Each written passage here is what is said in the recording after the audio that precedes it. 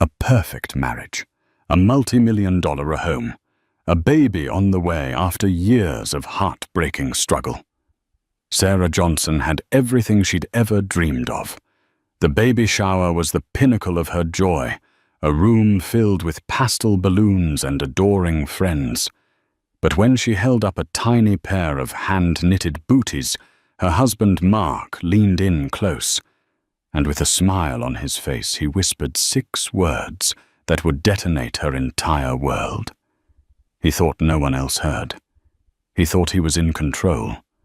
What he didn't know was that Sarah had a secret of her own, a secret contained in a single email that would expose his web of lies to millions before sunrise.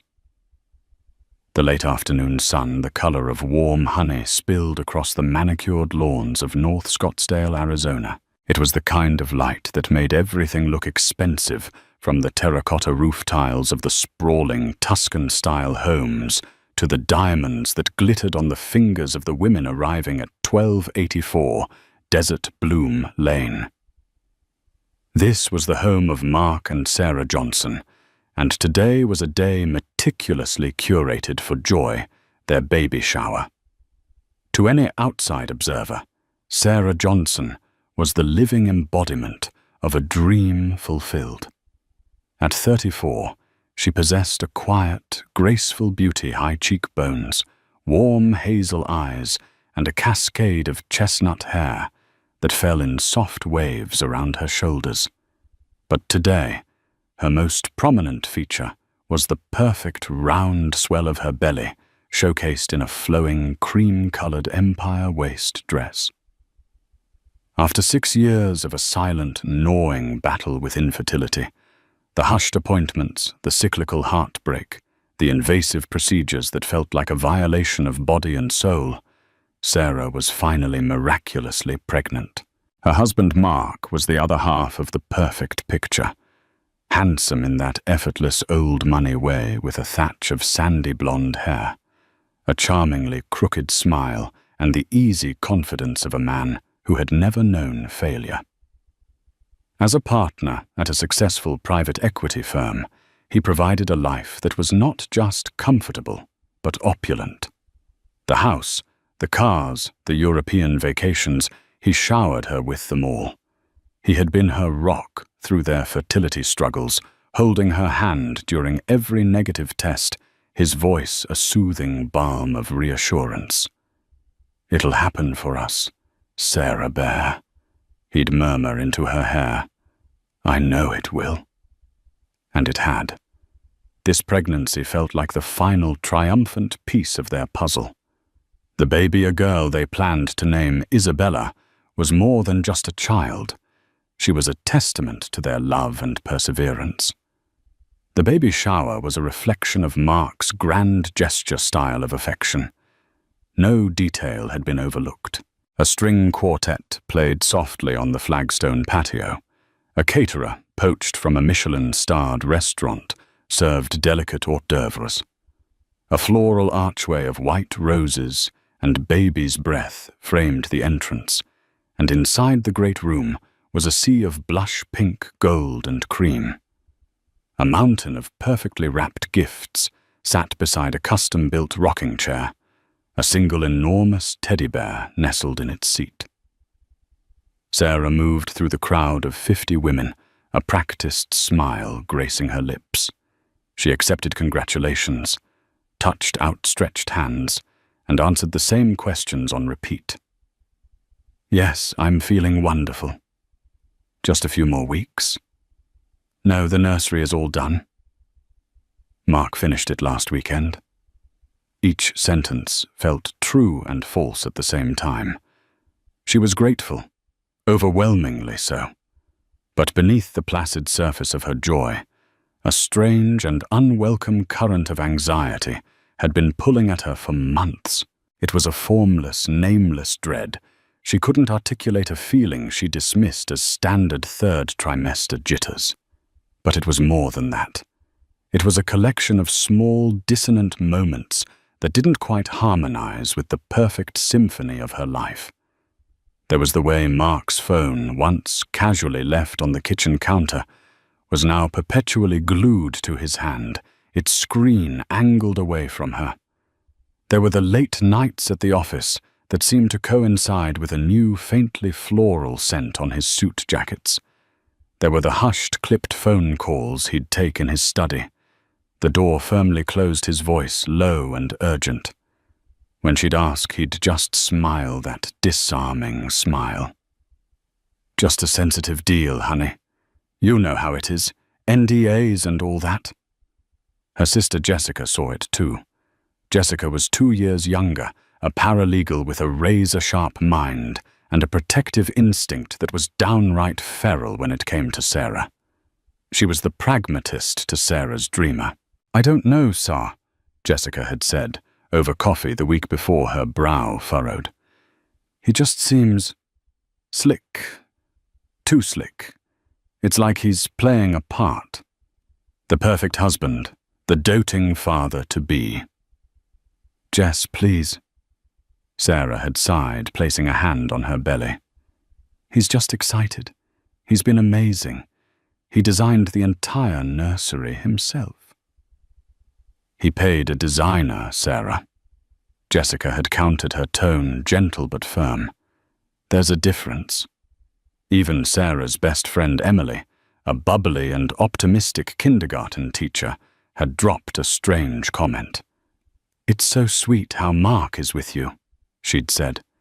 "But have you ever had a real screaming fight with him? I mean, a proper one?" Sarah had paused, and in that pause she realized they hadn't. In 6 years of marriage, through the gut-wrenching lows of infertility, Mark had never raised his voice. He'd been patient, understanding almost, unnaturally calm. His composure, once a source of comfort, now felt like a wall she could never quite see, let alone scale. The most jarring incident had happened 3 weeks ago. She'd been looking for a specific financial document in Mark's home office, a space he usually kept locked. She found the door ajar and slipped inside. In an unlocked drawer of his antique mahogany desk, nestled beneath a stack of old stock certificates, was a folder. It wasn't the folder that caught her eye, but the single sheet of paper inside. It was a receipt from a high-end jeweler, dated 2 months prior. The purchase, a diamond tennis bracelet. A very, very expensive diamond tennis bracelet. It wasn't for her. Her birthday and their anniversary had long passed. Christmas was months away. She had never received it. A cold dread, sharp and specific, had washed over her. She'd quietly closed the drawer, her heart hammering against her ribs. She told herself there was a logical explanation, a gift for his mother, perhaps, or an investment. But she couldn't bring herself to ask him about it. To ask would be to admit the crack in their perfect facade, and she was terrified of what might crawl out. So she pushed it down, burying the unease beneath layers of excitement for Isabella. She focused on the miracle growing inside her, the flutter of kicks and hiccups that felt like the only real things in her world. This baby was her anchor, her truth. Now at the shower, surrounded by the trappings of her perfect life, the anxiety was back, a low hum beneath the cheerful chatter. She watched Mark work the room, schmoozing with her friends' mothers, clapping his best friend David on the back and flashing his perfect smile. He looked every bit the proud father-to-be. But his eyes, when they occasionally met hers across the crowded room, seemed distant. There was warmth in them, but it felt like the curated warmth of a showroom fireplace, all light, no heat.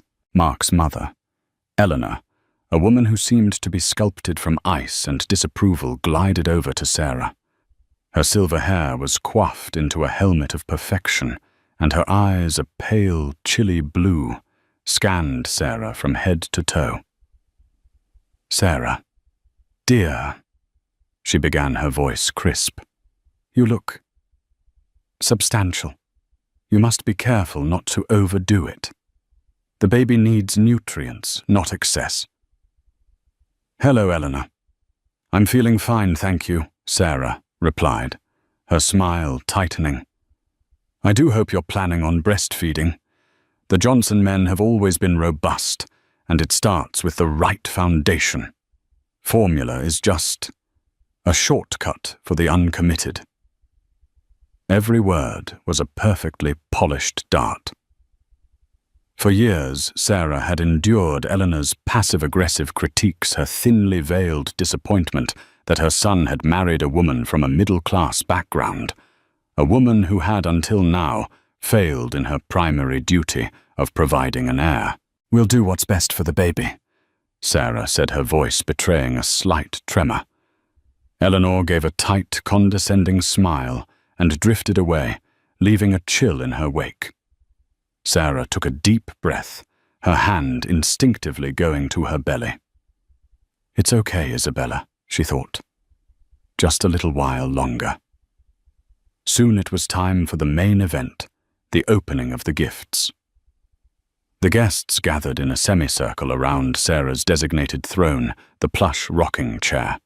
Emily and Jessica sat on the floor at her feet, tasked with handing her the presents and collecting the ribbons. Mark stood behind the chair, his hands resting on Sarah's shoulders. It was an intimate, possessive gesture meant for public consumption. He squeezed gently. "Ready for this, sweetheart?" he murmured, his breath warm against her ear. She nodded, forcing another smile. "Ready." The gifts were a parade of adorable excess. A cashmere baby blanket from Tiffany's, a miniature Burberry trench coat, a sterling silver rattle from a distant aunt. With each gift, Sarah cooed and exclaimed the perfect picture of maternal bliss. The women applauded, their faces glowing with vicarious joy. Emily handed her a small, simply wrapped box. "This one's from my mom," she whispered. Sarah carefully undid the ribbon and lifted the lid. Inside, nestled in white tissue paper, were the tiniest pair of hand-knitted booties she had ever seen. They were a soft, buttery yellow, with minuscule pearl buttons. They were so delicate, so full of love and care, that a genuine, unbidden wave of emotion washed over Sarah. This was real.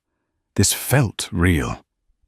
She held one up for everyone to see, her eyes glistening with unshed tears.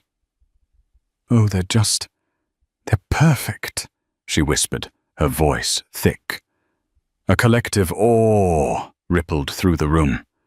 It was in that moment, that single pure moment of unguarded emotion, that Mark chose to lean in. The string quartet was in the middle of a delicate crescendo. The guests were captivated by the sight of the glowing mother-to-be. No one was paying attention to the husband whispering in her ear. His voice was a low, conspiratorial murmur, meant only for her. It was casual, almost bored. "Don't get too attached," he breathed, his lips brushing her temple. "Remember, she's just the surrogate." The 6 words did not register at first. They were a foreign language, a jumble of sounds that her brain refused to assemble into coherent thought. "She's just the surrogate."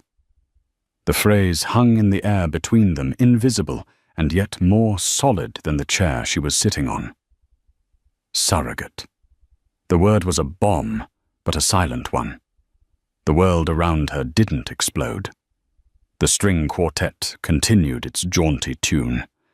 The women kept smiling, their eyes fixed on the tiny yellow booty still held aloft in her trembling hand.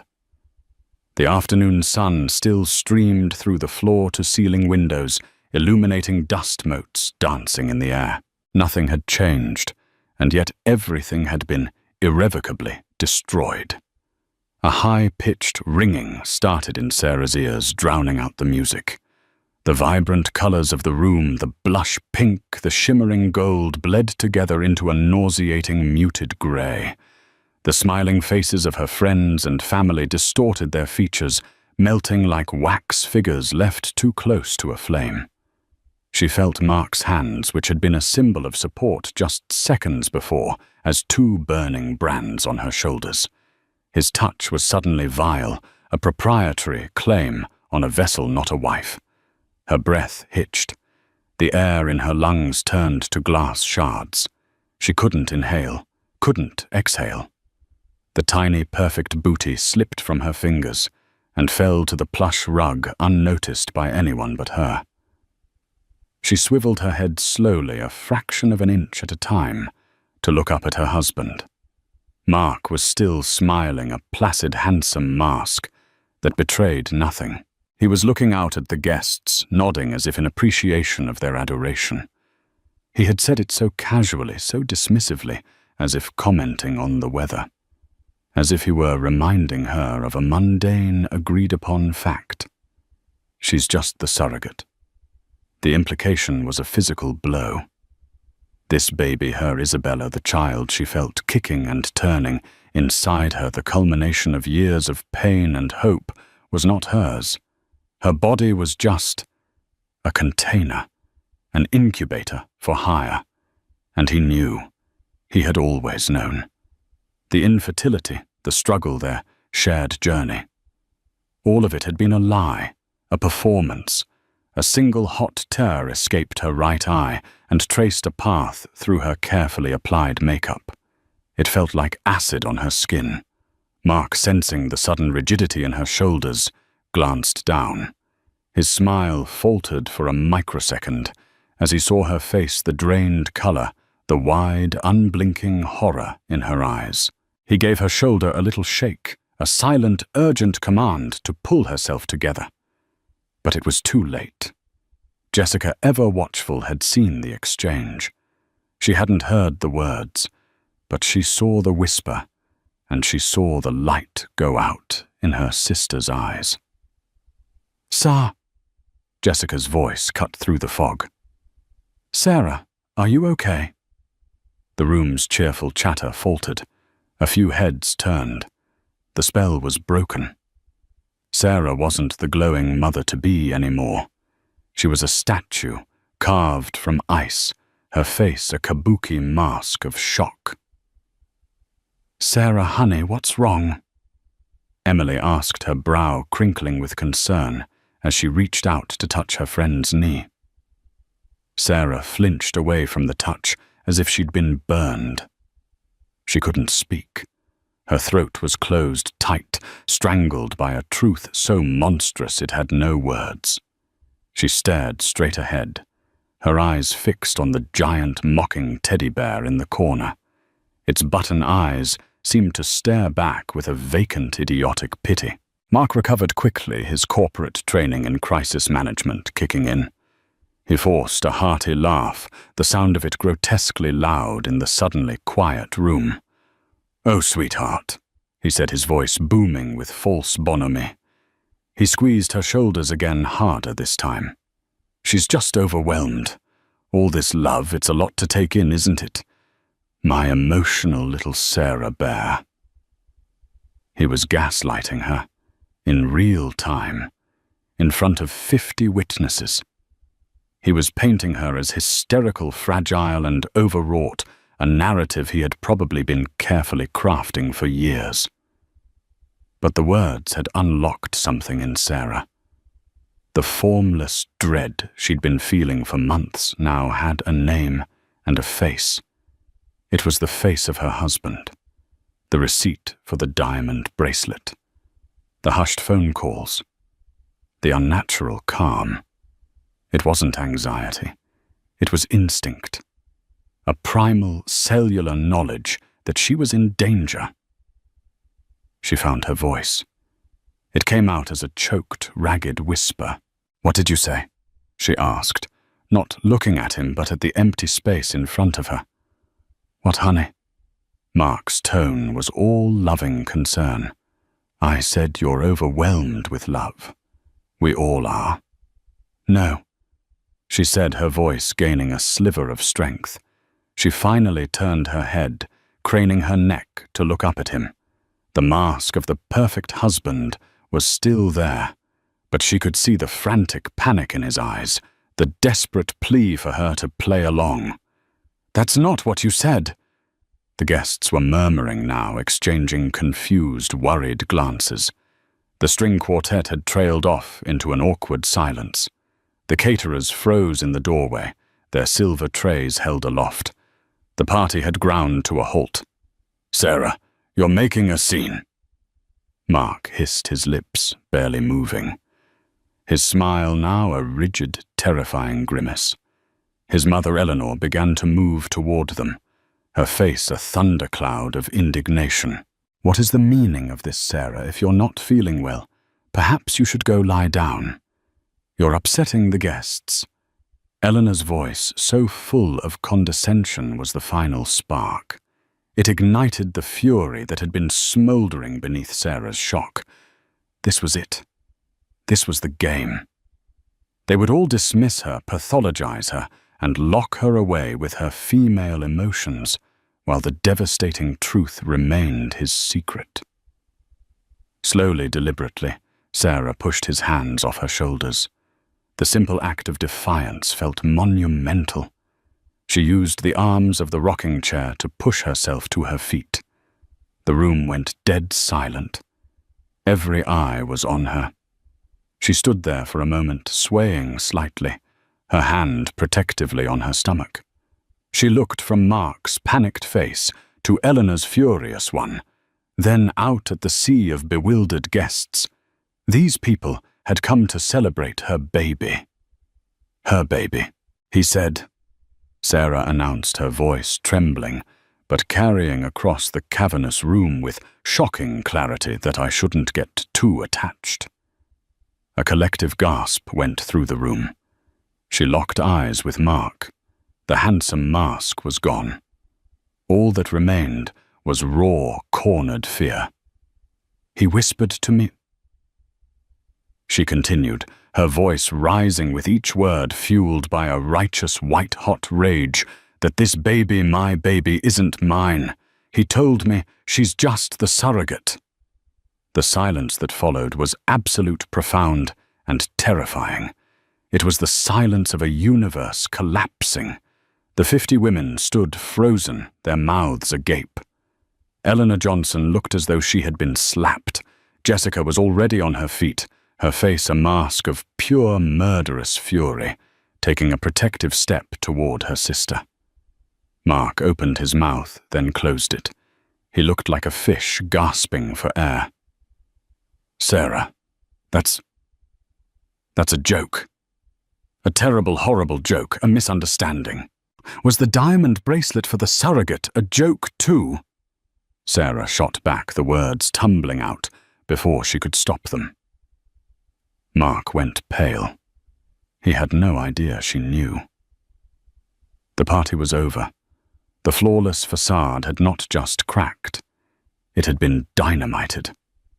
People started to back away, grabbing their purses, avoiding eye contact, as if the raw, ugly truth was contagious. The celebration had curdled into a public spectacle of humiliation. Whispers erupted, hushed and frantic. "Did you hear? Surrogate! Oh my God, that poor woman!" In the chaos of guests trying to make a quiet exit, Mark grabbed Sarah's arm. "We need to talk," he snarled, his voice a venomous undertone. "Upstairs, now! Don't you touch her!" Jessica spat, stepping between them. But Sarah just looked at him, her gaze eerily calm. The shock had burned away, leaving behind a cold, hard clarity. This was not a man to talk to. This was not a marriage to be saved. This was a crime scene, and she was standing right in the middle of it. "I think you've said everything that needs to be said," she said, her voice devoid of all emotion. She turned her back on him on the ruins of her party and walked toward the grand staircase, her hand never leaving her baby. She didn't know where she was going, only that she had to get away from the man whose whisper had just revealed him to be a monster.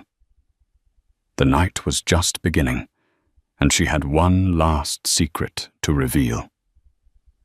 The grand staircase felt like a mountain. Each step was a monumental effort, her legs trembling, her body weighed down, not just by the baby, but by the crushing gravity of her new reality. The hushed, frantic sounds of the dying party faded behind her as she reached the second-floor landing. She didn't go to their master bedroom. His bedroom, she now thought, a space that suddenly felt contaminated. Instead, she walked on autopilot down the hall and pushed open the door to the nursery. The room was a masterpiece of manufactured love.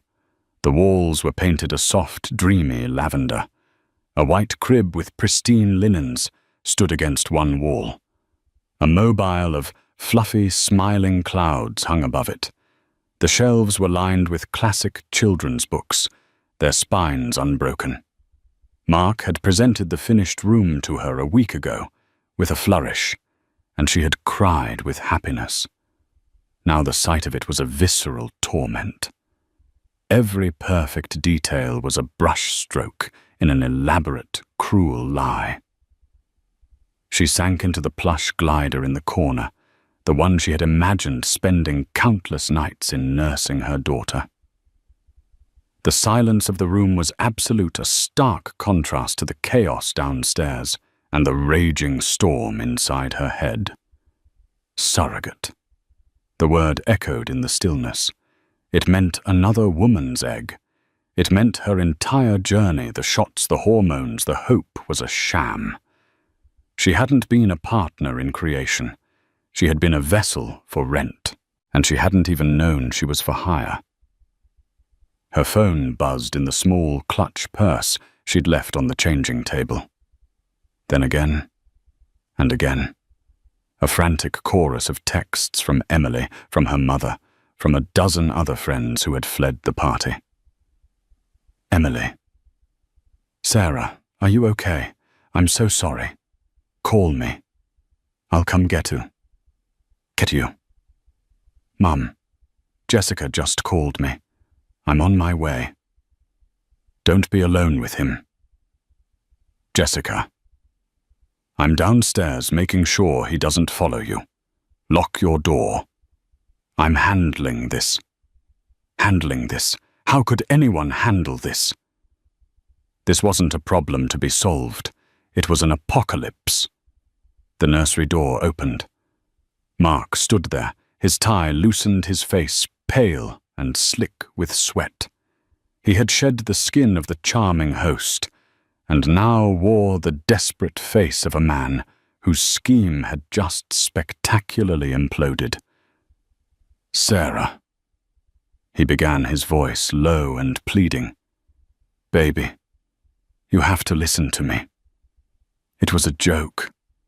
The worst, most idiotic joke in human history.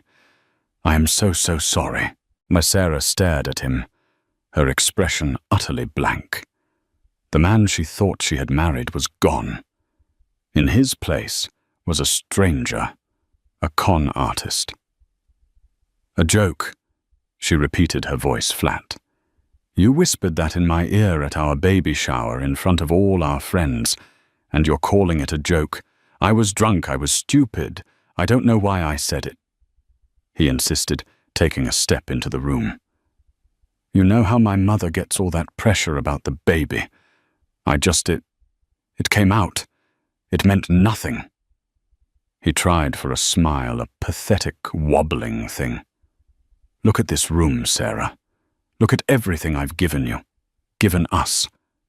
Does this look like the work of a man who doesn't love you, who doesn't want this baby with you? His words, meant to be reassuring, were gasoline on the fire.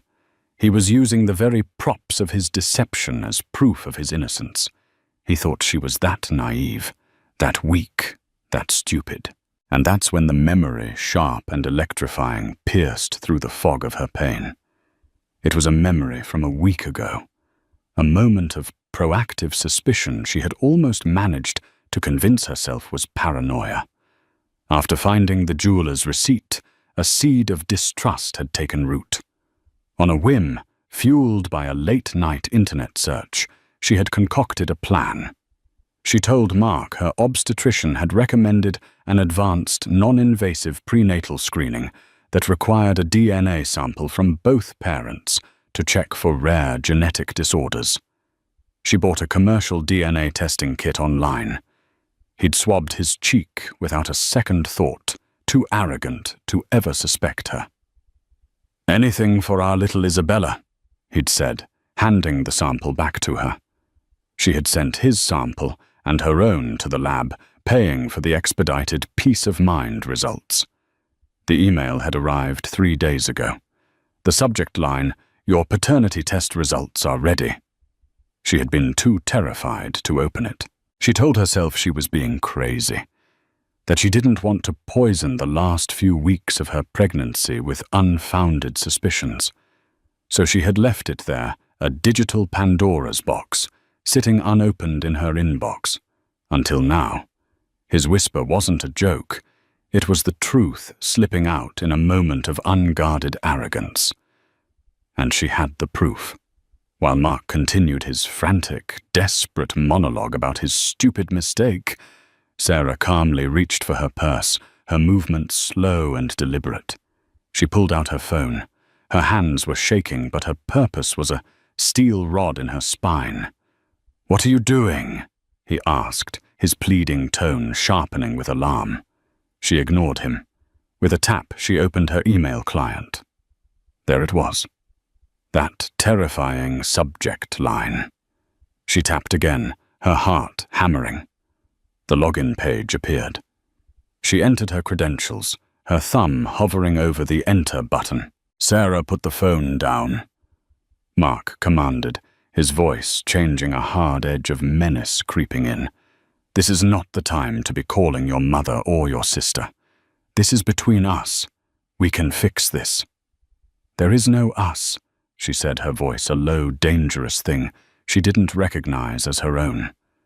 She looked up from the screen and met his eyes. "There is no we. There is only the lie you have been living and the woman you have been using." She pressed Enter. The web page loaded. A PDF icon sat in the middle of the screen. Case ID 774 P2 8B. Participants: Sarah Johnson, alleged mother. Mark Johnson, alleged father. Her eyes scanned the document past the scientific jargon to the final damning conclusion at the bottom of the page. Analysis and conclusion. The alleged father, Mark Johnson, is excluded as the biological father of the fetus. Probability of paternity %0. The number was a black hole. It sucked all the air, all the light, all the hope from the universe. It was the ultimate irrefutable truth. This baby, her baby, was not his. Which meant his whisper wasn't just cruel. It was a piece of a puzzle she couldn't yet see. If he wasn't the father, then what was this? Who was she carrying? A new, more terrifying thought emerged. If he wasn't the father, and he knew it, then he must have known who was. And he had lied, putting another man's child inside her body.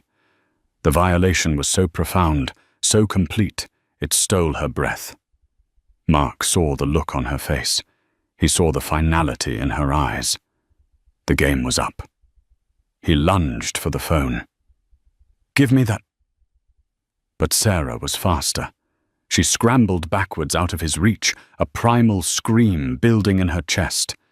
This monster, this liar, was not going to silence her. He was not going to bury this. The world deserved to know who he was.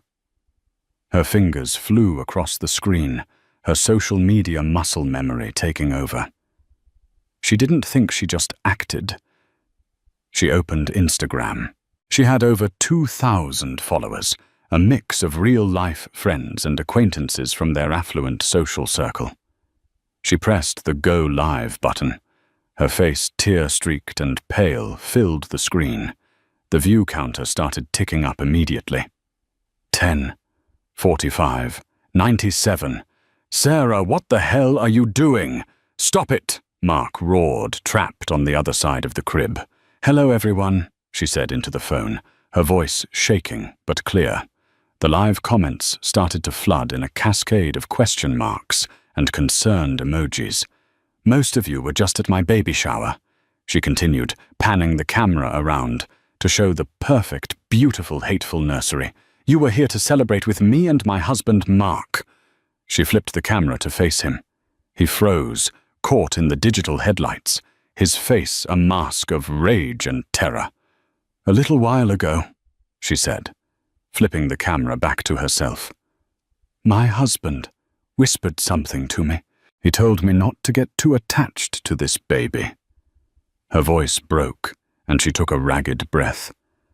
The view count had passed 500. Friends were sharing the link. A brush fire was starting. "He told me that I'm just the surrogate." She held up the phone to show the email on her laptop screen, zooming in on the bold black letters. "Probability of paternity 0%. It turns out he was telling the truth about one thing," she said, her voice now dripping with a chilling, icy calm. "I am a surrogate. What he failed to mention was that I was an unwitting one. This man, my husband, put another man's child inside me, without my knowledge or consent. He is not the father. And I have no idea who is." She ended the broadcast. The silence in the room was deafening. Mark just stared at her, his mouth agape, his face ashen. He had been so sure of his control, so confident in his lies. He never imagined that the quiet, gentle woman he had so carefully selected as his pawn would have the audacity to light the whole board on fire. The night of reckoning was here, and the DNA results had just gone viral. The digital world ignites with an immediacy that is both terrifying and absolute. Sarah's 12-minute live video didn't just start a brush fire. It launched a nuclear missile into the heart of their curated lives. Before she had even caught her breath, her phone began to vibrate uncontrollably, a solid buzzing brick of notifications. It was as if the entire world was trying to reach her at once. The video was screen recorded within seconds by hundreds of viewers. It was shared on Twitter, on Facebook, on TikTok. The hashtags started trending within the hour. #surrogate scandal. Mark the monster. #justice for Sarah. #DNA bomb. By midnight, it was the lead story on local news blogs in Phoenix. By sunrise, it had been picked up by national outlets like BuzzFeed, the Daily Mail, and even some mainstream news networks who framed it as a horrifying cautionary tale of modern marriage and technological betrayal. Sarah saw none of this at first. In the immediate aftermath of the broadcast, she simply stood in the nursery, her phone clutched in her hand, watching the color drain from Mark's face. His rage had evaporated, replaced by a dawning, abject terror. He wasn't looking at her anymore.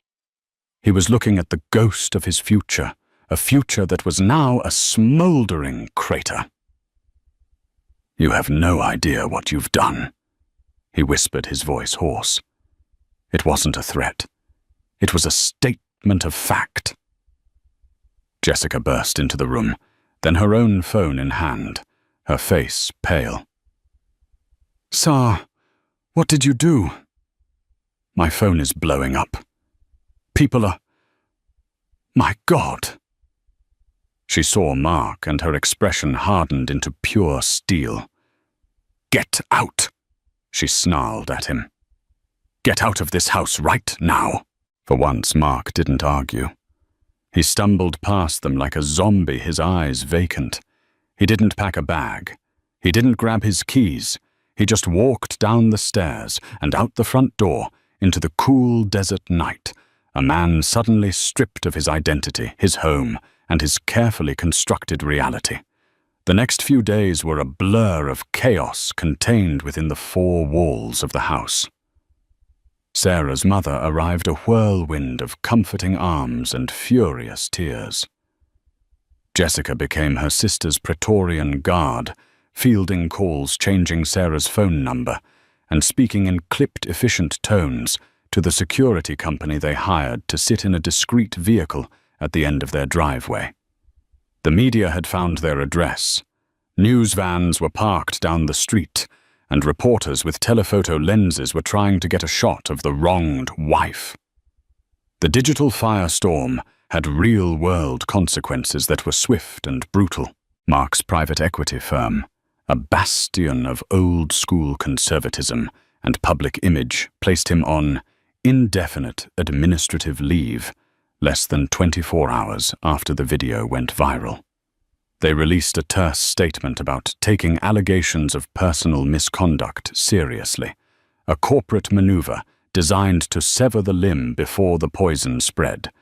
Mark's best friend, David, the one who had clapped him on the back at the shower, stopped answering his calls.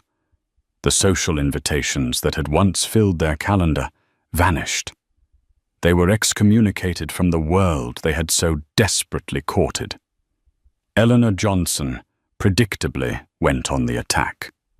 She gave an exclusive interview to a notoriously salacious tabloid, painting Sarah as an unstable, gold-digging opportunist. Sarah was always fragile. Eleanor claimed her face a mask of feigned concern. Mark loved her, but she was difficult, prone to fantasy. This whole story is a fabrication. A desperate attempt to ruin my son after he discovered her infidelity. The DNA test is clearly a forgery. She is mentally unwell, and we are deeply concerned for the safety of the unborn child she is carrying. The narrative was vile, but it gained traction in the darker corners of the internet, where misogyny thrived. For every message of support Sarah received, there was another calling her a liar, a psycho, an attention seeker. She was forced to delete her social media accounts, but the poison was already in the water supply. It was during a late-night conversation, huddled in the living room with Jessica and their mother, that the true, horrifying scope of the situation began to dawn on Sarah. "Okay, let's just think," Jessica said, a legal pad on her lap, trying to impose order on the chaos. "Forget the noise. Let's focus on the facts. Fact 1. Mark is not the biological father. Fact 2. He knew this. Fact 3. He orchestrated this pregnancy with you under false pretenses. The question is, why and who?" Sarah whispered, her hand resting on her stomach. "Who is the biological father? And where did the egg come from? Is there another woman out there? Another mother?" The thought made her feel sick. Was she just an instrument in a custody battle between two other people? "This isn't just infidelity, Sarah," Jessica said, her paralegal mind clicking into gear. I don't even know what this is. Fraud assault. There are so many layers of violation here. The first break came a week after the shower. A registered letter arrived, sent from a prestigious downtown law firm. It was a cease and desist letter on behalf of Mark Johnson. It demanded Sarah retract her defamatory and libelous statements and issue a public apology citing the damage to his reputation and career. It was a standard legal threat, an act of blustering intimidation. But it was the final sentence that made Jessica's blood run cold. "Failure to comply," she read aloud, "will result in our client pursuing all available legal avenues to protect his parental rights to the unborn child." "Parental rights?" Sarah choked out. "He has zero biological connection. The test proved it." "It doesn't matter," Jessica said, her eyes dark. "He's going to argue that he was the intended parent, that you and he had an agreement, and that his financial and emotional investment grants him rights. He's going to try and take the baby. The threat was terrifyingly real.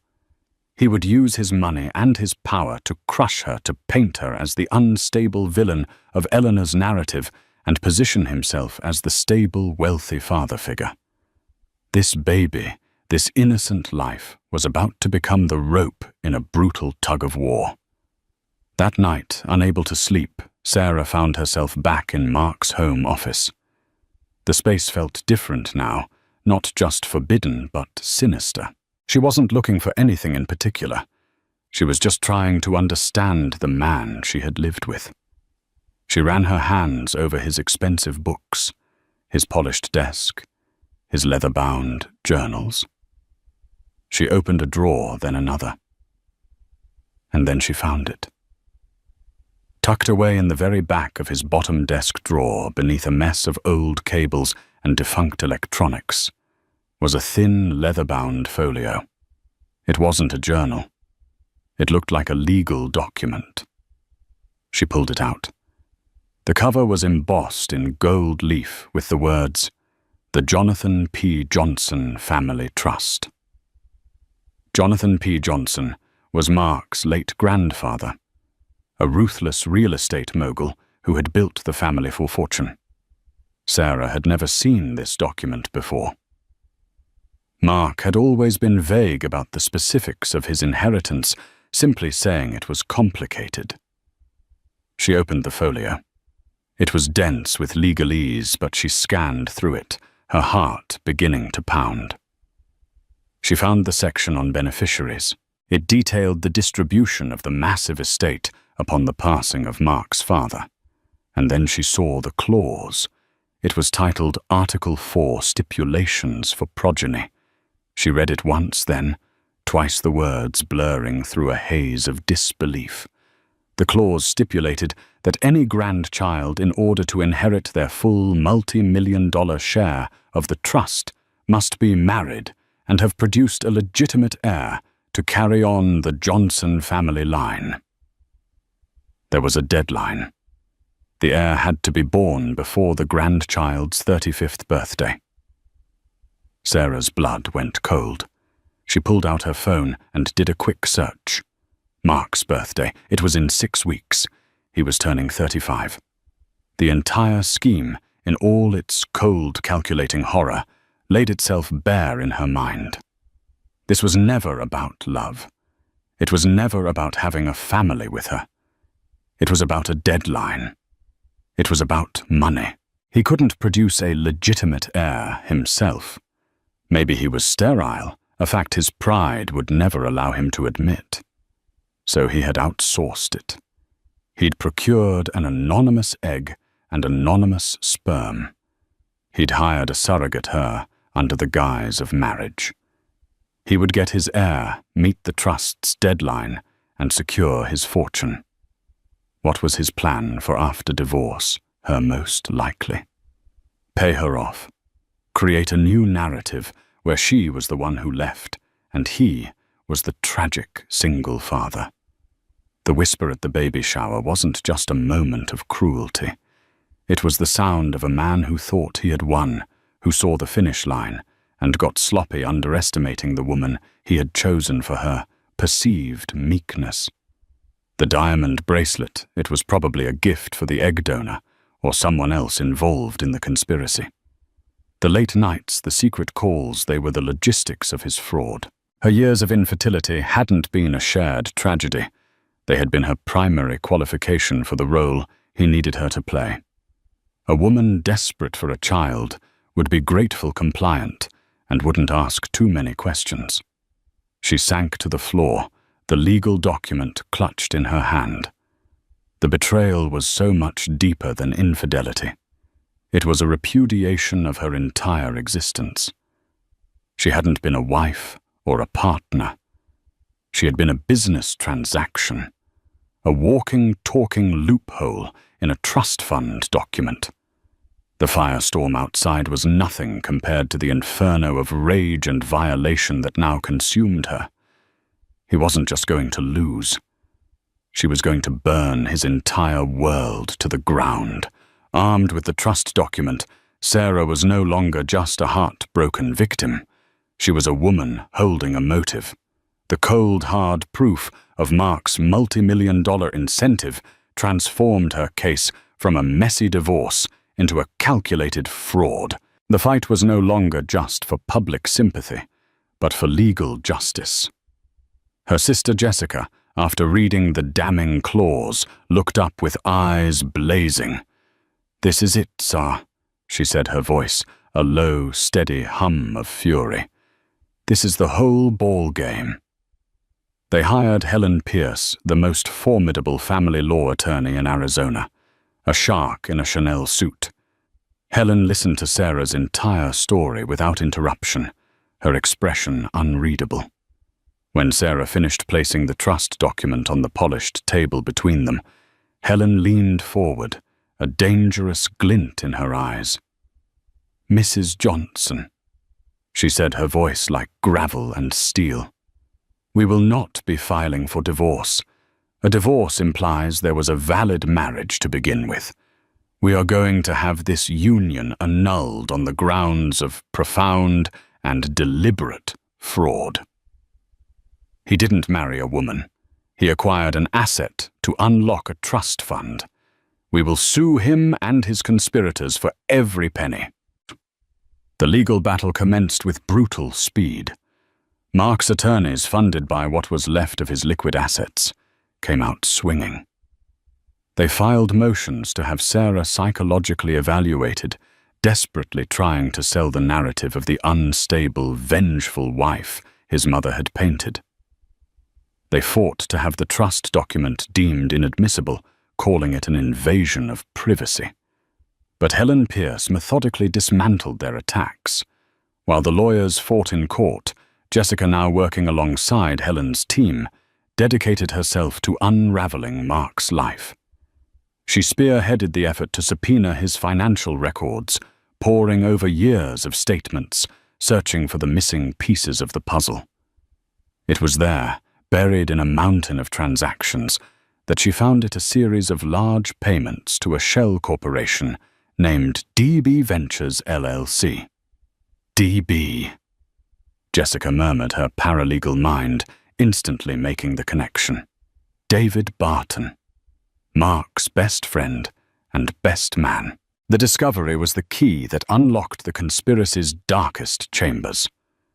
A subpoena of DB Ventures' records revealed its sole purpose to facilitate Mark's scheme.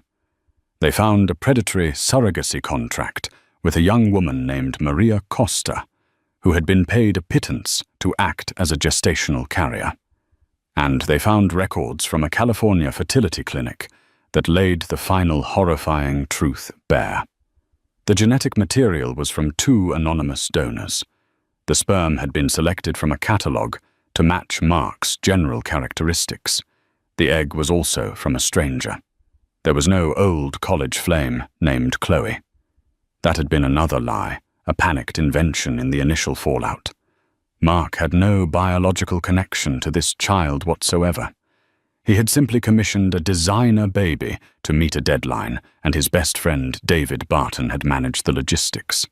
The late nights, the secret calls it, was the business of their conspiracy. The betrayal was staggering in its scope. Mark had used Sarah's body, Maria's body, and the genetic material of 2 strangers, all in the cold pursuit of wealth. He never wanted to be a father. He wanted a living, breathing key to a vault. Faced with a subpoena and the threat of criminal charges, David Barton folded. He agreed to testify against Mark in exchange for immunity, providing a detailed account of the entire scheme. The final piece was finding Maria. Helen's investigators located her in a small San Diego apartment, terrified and confused. Against her lawyer's initial advice, Sarah insisted on meeting her. The 2 women sat in a neutral office, their pregnant bellies a silent testament to the man who had deceived them both. Maria, speaking in hesitant English, explained she believed she was carrying a baby for a loving couple, where the wife, Mrs. Johnson, was the biological mother who simply couldn't carry the child herself. Seeing this gentle, frightened young woman, another pawn in Mark's cruel game, extinguished the last of Sarah's grief, replacing it with a cold, diamond-hard resolve. This was no longer just about her own pain. It was about protecting the two innocent children, biological siblings conceived as props in this monstrous fraud. The trial was a media spectacle, but it was decisively short. With David Barton's damning testimony, the irrefutable trust document, the fraudulent surrogacy contract, and the 0% paternity test, Mark's defense crumbled into dust. The judge, a stern woman in her 60s, was visibly appalled by the evidence. In her ruling, she didn't mince words, calling Mark's actions a campaign of profound psychological terrorism. The annulment was granted. The judge issued a ruling that permanently stripped Mark of any and all parental claims to both unborn children, calling his connection to them a biological and emotional fiction. His assets were frozen, and in the final crushing blow, the judge referred the entire case to the district attorney's office for a criminal investigation. Sarah walked out of the courthouse, leaving Mrs. Johnson behind in the wreckage. She wasn't a wife anymore. She was Sarah Miller again, her maiden name, a shield and a promise. She stepped into the blinding Arizona sun, not as a victim, but as a survivor who had burned her predator's world to the ground. She was, for the first time in years, truly free. The aftermath of the trial was less a chaotic storm and more a quiet, steady rain washing away the debris of Sarah's former life. She sold the sprawling Scottsdale house, a monument to a beautiful lie, and with the proceeds from the sale and her substantial fraud settlement, she moved north. In the mountain town of Flagstaff, she bought a modest home, trading the desert's bleached memories for the scent of pine and the quiet reality of her new life with Lily Hope Miller. Her days, once measured by social engagements, were now marked by the simple, messy, joyful rhythms of motherhood. The fates of the men who built the lie unfolded with grim, karmic precision. Mark Johnson's calculated scheme for an inheritance ended with a 3-year federal prison sentence for fraud. His name disgraced and his assets gone. He lost the fortune he had sacrificed his soul to obtain. David Barton, his accomplice, avoided prison by testifying against his friend, but his career was shattered, his reputation as a man of treachery preceding him wherever he went. Eleanor Johnson simply faded into social exile, a woman undone by her son's monstrous ambition. Sarah's most surprising act of reconstruction involved Maria Costa. Using a portion of her settlement, Sarah established a trust for the young woman, giving her the financial security Mark had used as bait. When Maria gave birth to a healthy boy, Lily's biological brother, an unlikely family was formed.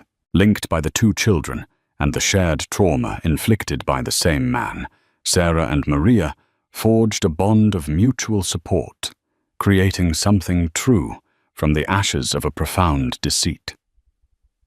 For Lily, Sarah began a journal.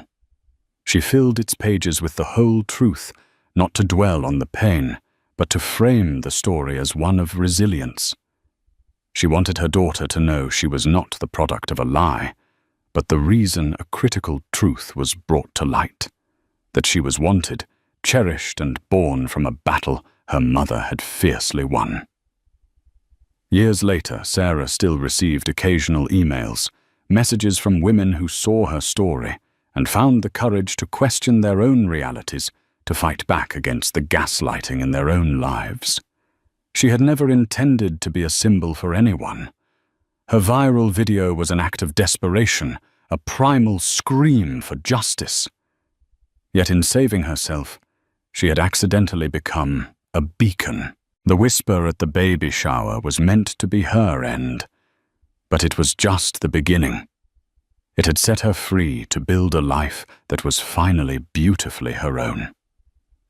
Sarah's story is a harrowing reminder that sometimes the most picture-perfect lives hide the most monstrous secrets. It's a story of unimaginable betrayal, but it's also a story of incredible strength.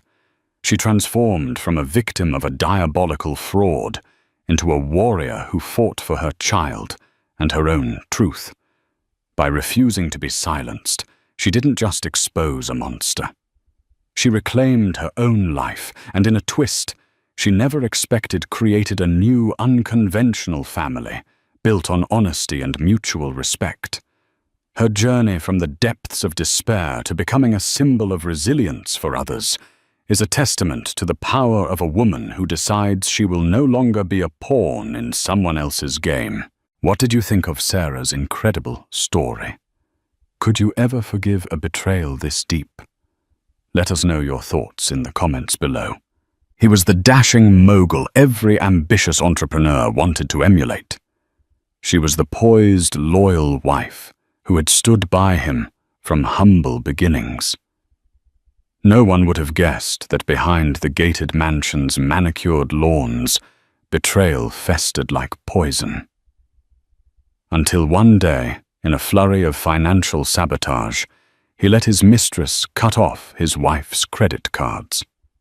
It was humiliating, scandalous, and only the beginning of a whirlwind that would pit powerful business alliances against each other. In a boardroom confrontation that stunned everyone, the CEO himself stepped in, but not in the way anyone expected. Buckle up. This is the story of love, greed, and revenge. Jordan Alberts was not born into luxury.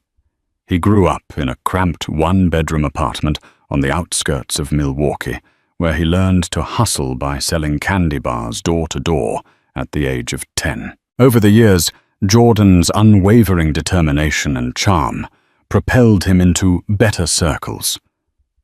First at a local startup, then into his own tech company that caught the eye of an angel investor. By the time he was 35, Jordan was a self-made millionaire, a prominent figure on various entrepreneurial boards, and had connections with people like Mark Cuban, Bill Gates, and a few top executives at Google. His wife, Elizabeth Alberts née Wagner, had been with him through everything. They met in college at a small tech entrepreneur club meeting, both bright-eyed and dreaming of changing the world. Elizabeth came from a modest background, too. Her father was a retired auto mechanic, and her mother a homemaker. She'd studied communications with an emphasis on public relations, and it was through Elizabeth's network of contacts that Jordan first gained access to small local pitch events. While Jordan pitched his innovative software for automating small business tasks, Elizabeth made calls, arranged coffee meetups, and tried to capture the interest of potential backers. They married in a little chapel by Lake Michigan. It wasn't a lavish wedding, no star-studded guest list, no fancy reception at the Ritz. But to Jordan and Elizabeth, it felt perfect. A union built on genuine love, unwavering support, and a shared dream of building a life and a business empire together. Over the next decade, they grew from a modest condominium in Milwaukee to a stunning estate in Austin near Lake Travis, with a sweeping view of the water and rolling Texas hills. It was there at a philanthropic event organized by the Bill and Melinda Gates Foundation that Jordan's name landed on the radar of top-level investors. His company's smart automation technology was recognized for its potential to transform not just small businesses, but large-scale manufacturing and logistics. Soon after, Jordan's net worth skyrocketed from a mere $5 million to well over $200 million. For a while, everything was picture perfect. The marriage was strong, their personal synergy unwavering. Elizabeth handled some philanthropic duties, organizing events, acting as a goodwill ambassador for Jordan's brand, and forging new partnerships through her PR background. Their household staff adored them, describing Elizabeth as kind, gracious, and always mindful of the people around her. But money can be a seductive force, and success can open doors to darker temptations. Jordan began attending more exclusive networking events in Beverly Hills, New York, and beyond. Elizabeth was often at his side, but there were times she couldn't attend. Perhaps she was busy finalizing the details for a charity gala, or maybe she was simply burnt out from the unrelenting schedule. It was during these times, rare at first, then increasingly common, that Jordan got close to someone else. Her name was Ava Monroe. She was a rising star in the world of technology law, representing high-profile clients like Tesla, Amazon, and a few top-tier cryptocurrency exchanges. She had a reputation for being ruthless in negotiations, seductive in social gatherings, and unbelievably charming behind closed doors. The rumor mill started buzzing the moment Ava was seen at Jordan's table during a private dinner after a tech summit in Las Vegas. Elizabeth wasn't there. She had chosen to stay in Austin, meeting with a team of female entrepreneurs Jordan was mentoring. A few people whispered about Jordan's visible fascination with Ava, the way he leaned in whenever she spoke, how they clinked champagne flutes with an intimacy that suggested more than just business talk. No one knew for certain how fast or how deep it went, but soon the signs became undeniable. Lavish gifts appeared on Ava's social media, including a diamond bracelet, suspiciously similar to the ones Jordan's company had once gifted important clients. Photos emerged of Jordan and Ava at high-end restaurants in Manhattan, always carefully angled to obscure Jordan's face, though keen observers could still identify him by the sliver of a recognizable watch or the faint reflection in a mirrored wall. By the time the rumors reached Elizabeth, they were no longer rumors, but near-confirmed facts. She felt her chest tighten, her world spinning out of control. This couldn't be real. Jordan had always been a loyal partner. But the evidence was too compelling to deny. She confronted him in the privacy of their Lakeview mansion. At first, Jordan denied everything. Yet denial quickly turned into a half-hearted admission once Elizabeth presented him with photographic evidence. Like a skilled negotiator used to controlling deals, Jordan tried to manipulate the situation, insisting that Ava was just a business associate, someone he occasionally had dinner with. But Elizabeth saw right through it. She had always been adept at reading him. A chill settled over their once loving home. Elizabeth, determined to preserve her dignity, demanded they enter marriage counseling, or at the very least step away from high-profile events until they resolved their issues in private. Jordan nodded, providing non-committal answers. He had never liked therapy, never seen the point in discussing feelings with a stranger. He agreed to her wishes on the surface, yet beneath the facade, he continued his involvement with Ava, allowing the illicit relationship to take root. This was the calm before the storm.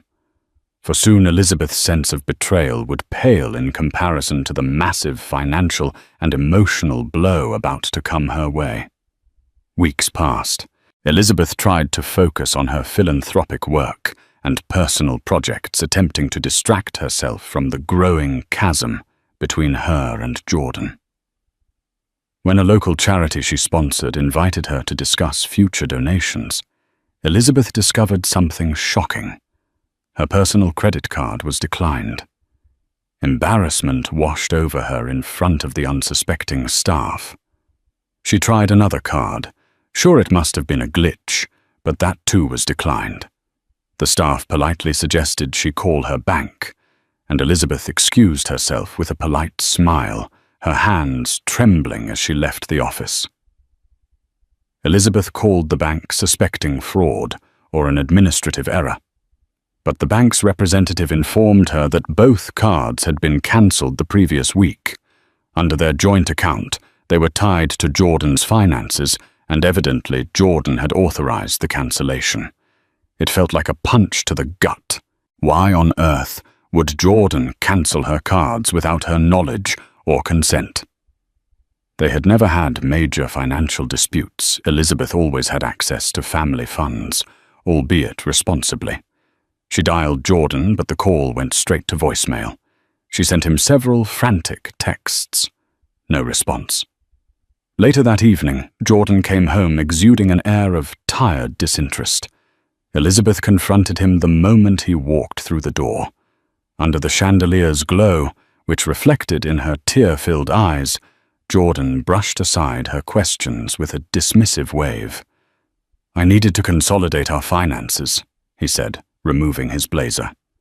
"You can use the joint checking account for a while." "No big deal, no big deal." Elizabeth's frustration swelled. "You cancelled my credit cards without even telling me what's going on. Are you punishing me for something?" Jordan's eyes flicked away nervously, and that was when Elizabeth realized he was lying again. The next words that came from his mouth were not only shocking, but also laced with a cruelty she never imagined he was capable of. "Ava suggested we revisit some of my expenses. She found that you were spending frivolously. It made sense to limit credit usage." Elizabeth's heart dropped to her stomach. Ava. That woman was now meddling in their finances. As if the affair wasn't enough, Jordan had allowed this mistress to encroach into an arena that Elizabeth believed was sacred, her own household stability. "What is Ava doing reviewing my spending? Since when does your fling get to decide what is or isn't frivolous?" Elizabeth spat tears, threatening to spill. Jordan made an attempt at a calming gesture, but his words only fanned the flames. "She's helping me restructure. Her firm has great insights into corporate finances. This is about the business, Elizabeth. It's not personal." Not personal. Elizabeth recalled how intimately personal their marriage had always been. They built every aspect of their lives together, from small decisions about wallpaper colors to big entrepreneurial leaps that demanded everything from both of them. Now Jordan was shutting her out, consulting Ava instead. In a quavering voice, Elizabeth demanded, "Reinstate my cards. I am your wife. I have a right to our finances, and you know I've never been irresponsible with money." Jordan's face hardened with a new arrogance. "Not until we finalize our restructure," he said, referring to some nebulous plan Elizabeth knew little about. "I'll handle everything in the meantime."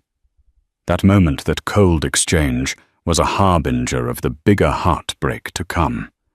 If Jordan was letting Ava control such details, what other aspects of their marriage was he willing to let her sabotage? As the days turned into weeks, Elizabeth discovered one more blow after another. The monthly allowance she used to cover household expenses had been slashed without explanation. The staff, including her personal assistant, was laid off. Bills began piling up, addressed to her name, but with no means to pay them aside from groveling at Jordan's feet. Friends and family started to notice. Elizabeth tried to hide her shame. She confided in her sister Caroline, who was enraged at Jordan. "This is financial abuse," Caroline insisted. "You should speak to a lawyer." Elizabeth shuddered at the thought. She still believed they could salvage their relationship, that Jordan would snap out of whatever daze Ava had put him in. Yet a small part of her whispered that maybe Caroline was right. Then came a fateful meeting at a hotel conference suite in Los Angeles, one that Jordan had insisted Elizabeth attend. It was a gathering of major tech moguls, including Jeff Bezos and Elon Musk, who were rumored to be there to discuss new tech innovations in global logistics. When Elizabeth arrived, she quickly realized something was off. She saw Jordan in the lounge area, standing far too close to Ava, exchanging hushed conversations. Seeing Elizabeth from a distance, Jordan slipped away discreetly, leaving Ava behind. Elizabeth approached her husband with a forced smile. "I'm here," she said, desperate to maintain composure. "What's the plan?" Jordan gave a curt nod. "There's a closed-door session for the key players only. You'll have to wait outside."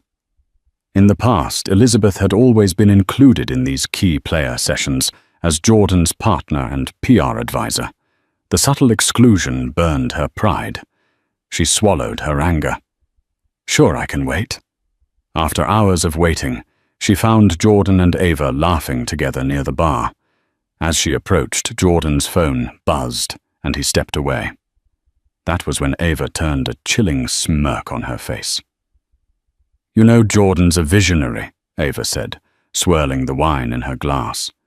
"He needs someone who can keep up with him on all levels: business, ambition, excitement." Elizabeth felt her face flush with anger. "I've been by his side for years. We built this together." Ava gave a theatrical shrug. "Maybe in the past. But times change. People evolve. I guess you were too comfortable." Elizabeth clenched her fists, biting back a retort. She was determined not to make a scene in front of such influential people. But oh, how she wanted to lash out to expose Ava for the home-wrecker she was. Ava flicked her hair behind her shoulder, noticing Elizabeth's agitation. "Things will be better if you accept it," she cooed, as if offering advice to a friend. Jordan's moved on in more ways than one. The finances are just the beginning. Elizabeth's body went cold. She realized in that moment how truly precarious her situation was. Ava was not simply a fling. She was positioning herself as a partner in Jordan's professional and personal life. The credit cards were just one step in what looked like a systematic campaign to push Elizabeth out of everything she and Jordan had built. Still, Elizabeth refused to crumble. She left the event quietly, but her mind churned with rage and heartbreak. It was time for her to take action. She needed to protect herself, her assets, and her dignity. Little did she know that as she plotted her next move, Jordan and Ava were preparing a financial ambush that would push her to the brink. Only fate and an unexpected intervention by a certain CEO would alter the course of their twisted game. In the days after the Los Angeles conference, Elizabeth attempted to consult with attorneys. She picked up a referral from a friend who once worked with a high-profile divorce lawyer in New York. The initial phone calls were sobering, with Jordan's empire being primarily under his name and her credit cards cancelled. She had limited liquidity to hire top-tier representation. Even so, Elizabeth pressed forward. She managed to scrape together some funds from a personal savings account. Jordan had no access to money she had set aside from her early PR consulting days. It wasn't a large sum, but enough to secure a preliminary consultation. During that consultation, her lawyer, Michelle Liu, a bright and empathetic but hard-hitting attorney based in Houston, laid out the hard truth. Financial abuse and infidelity are serious grounds for divorce, Michelle said, scanning through Elizabeth's financial statements. But if Jordan's funneling money and assets into new accounts under his own name, or shifting resources to places you can't see, we need proof, and we need it fast. Elizabeth swallowed. She recounted Ava's involvement, how she was effectively orchestrating the restructuring. Michelle's pen scribbled quickly over a notepad. "You have a right to half of the marital assets, Elizabeth, but it looks like your husband is 2 steps ahead. We must move quickly." The plan was to gather evidence of Jordan's wrongdoing and file a court order to freeze marital assets, ensuring Elizabeth had a fair shot. But as they began drafting documents and rummaging through what records, Elizabeth had an avalanche of shocking details surfaced. Jordan wasn't merely cancelling credit cards. He was transferring stocks from their joint portfolio into an account under his newly formed trust. He had changed the authorized signatory details for a few of their properties, effectively locking Elizabeth out. He was also taking out lines of credit against certain properties, presumably to fund new ventures that, as Elizabeth suspected, involved Ava. The emotional strain weighed heavily on Elizabeth. She couldn't sleep, her appetite waned. Each day felt like standing at the center of a storm. Yet if she thought this was the worst of it, she was mistaken. One evening, after finalizing some documents with Michelle, Elizabeth returned to her mansion to find her keycard didn't work on the electronic locks. Pounding on the door, she shouted for the live-in staff if any were left. Seconds later, the door opened slightly, revealing Ava's face. "Jordan's not here," Ava said icily. "You should call next time." Elizabeth's heart hammered. "This is my home. Get out of my way," she demanded, trying to push past. But Ava slid in front of her, refusing to budge. "He told me you're not welcome here anymore until the legal mess is settled," Ava sneered. "I have every right to ask you to leave." Elizabeth was trembling with fury. "You have no rights here. You're the mistress, not the wife." With a cold laugh, Ava stepped aside and pointed at Elizabeth's luggage haphazardly placed in the foyer. "Jordan left these for you," she said. "He said to pack whatever else you need and let security escort you out if you refuse to leave." Elizabeth blinked away tears, her throat raw with outrage. She was being thrown out of her own home by the woman who had intruded into her marriage. That moment was a cruel epiphany.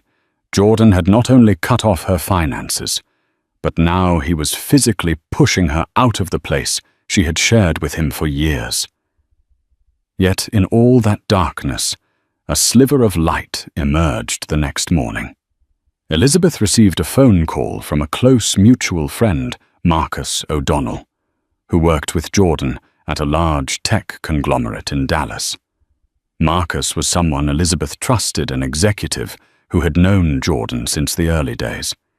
He had seen them build the company from the ground up. Elizabeth Marcus said, his tone urgent. "I don't know everything that's going on, but I heard from your staff that you've been locked out. There's a board meeting next week. Jordan wants to finalize some big decisions. If you can get to that meeting and talk to the chairman, maybe you can find some leverage." Elizabeth's breath caught in her chest. The chairman of this particular conglomerate was none other than famed CEO David Hartridge, known not just for his visionary leadership, but also for a strict code of ethics. Over the years, Hartridge had invested heavily in Jordan's business.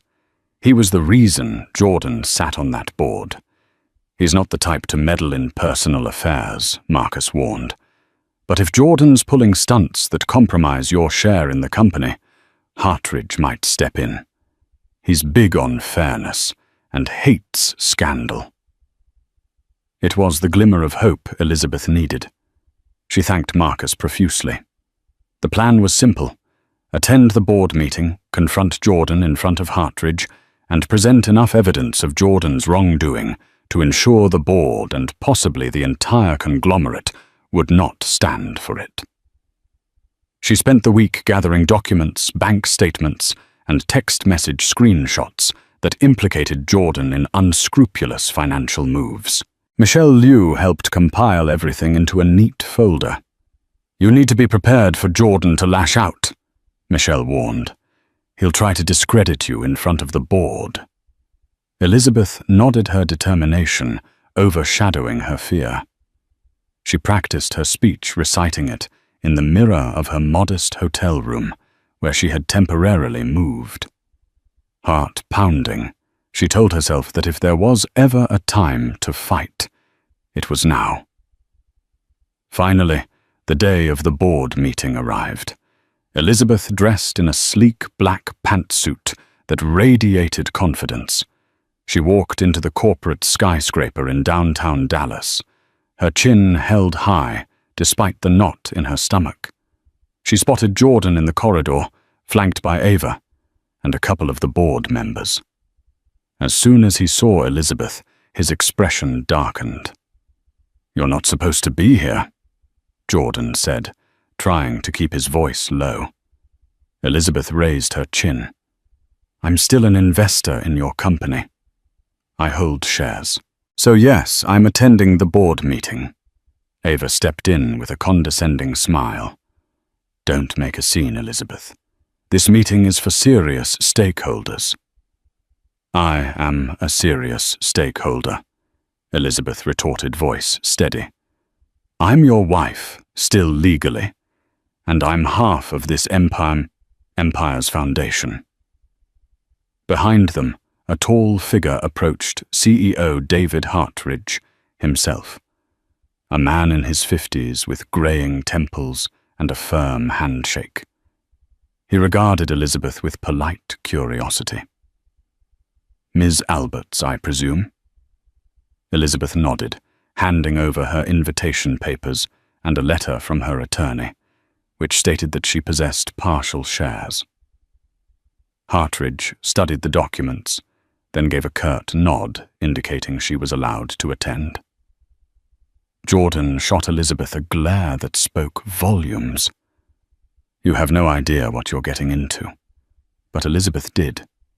She was here to preserve her dignity, her livelihood, and the legacy she had helped build. The meeting commenced in a sleek conference room with floor-to-ceiling windows overlooking the Dallas skyline. The board members sat around a large mahogany table, exchanging pleasantries about the upcoming quarter's projections. Jordan made a short presentation on a new partnership with a logistics firm, highlighting expansions and new contracts. A few board members clapped. Then came time for open discussion. Elizabeth raised her hand, clearing her throat. "I'd like to address some concerns about the financial structuring Jordan is proposing." She began, her voice reverberating across the silent room. Jordan's face reddened. Ava, seated beside him, tried to intervene. "We should keep personal matters out of board discussions," she said. But Elizabeth pressed on, raising the folder of evidence. "These changes aren't just personal," Elizabeth said. "They could affect company stability. Jordan is funneling resources into a new trust, making questionable decisions without transparency. I have documents signed by him with references to Ms. Ava Monroe, demonstrating a conflict of interest that could potentially compromise investor trust." A hush fell over the room. Hartridge's brow creased. "Jordan, is this true?" Jordan stood, scrambling for composure. "This is a personal matter. Elizabeth is overstepping her bounds." "She's not," Hartridge replied, his voice sharp. "If there's a conflict of interest that threatens the stability of our partnership, it's very much a board matter." Jordan's eyes darted between Hartridge and Elizabeth. For the first time, he seemed cornered, uncertain how to proceed. Ava shot Elizabeth a lethal glare, realizing that Elizabeth's boldness had forced the topic into official territory. The tension was palpable. Elizabeth's heart thumped so loudly, she was certain everyone could hear it. But she stood her ground. Continuing. "I also discovered lines of credit being taken against marital properties to fund expansions. These expansions could be legitimate, but the details are obscured. I have reason to believe Ms. Monroe is manipulating these finances for her personal gain." Murmurs rippled through the board. A couple members exchanged uneasy glances. Even those who might have sided with Jordan seemed rattled by the magnitude of Elizabeth's accusations. Hartridge steepled his fingers, evaluating the situation. "I propose we recess for 15 minutes. Jordan, Elizabeth, Ms. Monroe, please step into my office." Jordan inhaled frustration etched across his features, but he couldn't refuse the CEO's request, not without causing a catastrophic scene. The three followed Hartridge into a glass-walled corner office, shutting the door behind them. In that tense, enclosed space, the real battle began. Elizabeth laid out her evidence on the polished table before Hartridge.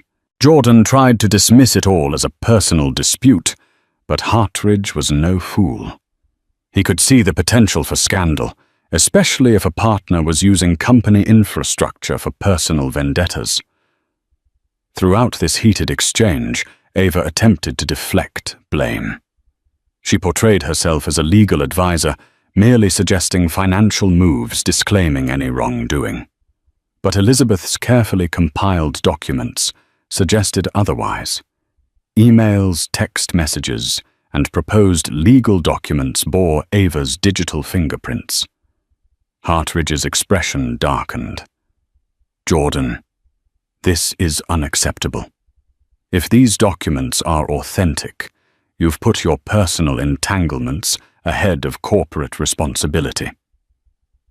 I won't allow it under my leadership." Jordan's face went pale. He tried to protest, to label Elizabeth's claims as overblown, but Hartridge had already made up his mind. "Until this is sorted out, Jordan, I'm placing your proposals on hold.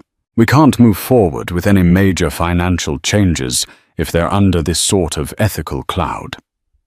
Elizabeth felt a surge of relief, a faint vindication. While she hadn't resolved the core issue of Jordan's betrayal, at least the board wasn't letting him run roughshod over her financial future. But Jordan, cornered and embarrassed, lashed out in desperation. "You can't shut me down like this," he snapped at Hartridge, voice tight with anger. "I'm the one who made that original deal with your conglomerate. You need my innovation." Hartridge stood up, bristling at Jordan's tone. "I'm the CEO, and you've just made me question your reliability and integrity. Watch yourself, Jordan." Ava stepped closer to Jordan, placing a hand on his arm to calm him, but he shrugged her off. "You'll regret this," he warned Hartridge, then turned to Elizabeth. "And you made a fool of me in front of everyone." Elizabeth clenched her fists, refusing to cower. "You did that to yourself," she said, voice trembling with both fear and resolve. Jordan stormed out, slamming the door behind him. Ava followed quickly, her heels clicking on the marble floor. Hartridge sighed, looking at Elizabeth, who was holding back tears. "Thank you for bringing this to my attention," Hartridge said. "I'm sorry about your personal struggles, but I have to protect the board's interests. If you need anything, contact my office. I'm not a family court judge, but I won't let Jordan drag the company down." With that, Elizabeth let out a shaky breath. She had achieved a small but crucial victory, yet she couldn't shake the nagging sense that Jordan, humiliated and cornered, was far from finished. She left the skyscraper, stepping out into the bright Dallas sun, uncertain, but determined. Little did she know this chapter was only the start of a far more explosive confrontation, one that would involve security teams, sudden betrayals, and a twist that would bring Jordan himself to his knees. Life outside the mansion was lonely, but Elizabeth was thankful for the reprieve from Ava's manipulations. She rented a small apartment near downtown Austin and used what funds she had left to secure her basic needs, while Michelle continued to press for a financial freeze on Jordan's assets. In the weeks following the tense board meeting, Jordan went surprisingly quiet. No more legal letters arrived. No more credit lines were sabotaged. He didn't attempt to contact Elizabeth, nor did Ava. Instead, it seemed as though they had retreated into some silent fortress, likely strategizing their next move. Elizabeth took advantage of the lull. She reconnected with old friends and mentors, explaining partially at least what she was going through. While many were shocked, they offered support in the form of references, moral encouragement, and occasional leads for a stable job, or a business partnership. Despite the heartbreak, Elizabeth discovered a renewed sense of purpose. She wasn't just a passive bystander in Jordan's world. She had her own capabilities, her own strengths. Slowly, she started consulting for small tech firms, using her communications and PR background to help them craft compelling pitches. It wasn't a fortune, but it was honest work that reminded her she could stand on her own 2 feet. Then one evening, she received a phone call from an unknown number. A crisp, professional voice greeted her. "Hello, Elizabeth. This is Patricia Carlson. I'm an executive assistant at Tesla, working under Elon Musk's leadership team." Elizabeth's heart thudded. She had met Patricia briefly at a tech conference in Berlin 2 years ago, but they'd never exchanged more than pleasantries. "How can I help you?"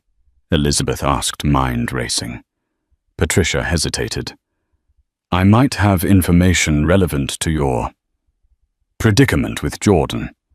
Let's just say some of our legal divisions have been observing Ava Monroe for a while, and some red flags have come up." Red flags.